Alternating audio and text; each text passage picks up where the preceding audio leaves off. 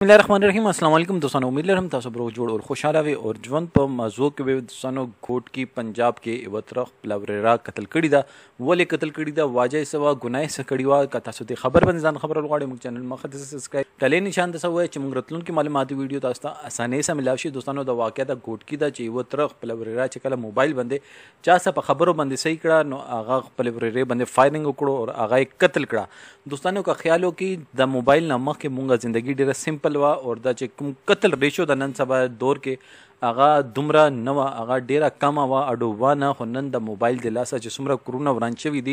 دا صرف اور صرف یو موبایل د لاسه چې د موبایل په واجب باندې عموما ورمونږ کې چې کوم د غلط کارونه راغلي دي ویلې آډیو پورنوګرافي چې دا هغه ها استعمالیږي. دا ډیر خلک دې باندې ویډیوګانې کوي چې ښځې سره دا به څنګه کوي، ښځې سره دا به څنګه کوي او فلانکي داسې او ډیمکي داسې وکړو. او ټولو نه غاټ یو فیکټر ده چې مونږ کله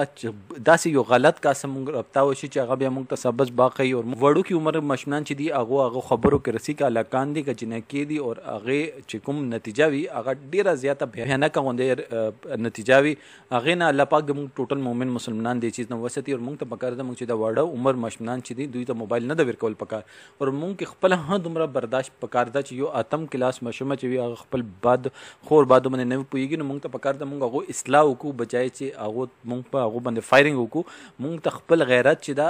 هغه ته لګ زکه لګ باندې وته ویل پکار دي چې غیرت ته لګ صبر وکا ولې چې دا موبایل ما ته دوی ته لاس کې ور کړی دی او زه لګوندې دغه چې کوم غلط اثرات دي اوس به هغه برداشت کوم، دغه افټر شاک به برداشت کوم. دوستانو کوم نن ویډیو مخه خوښ شوی نو چینل مخه سبسکرایب کې ټلې نشان د سره کمنټ سیکشن کې پر راي زار ضرور کې. والسلام.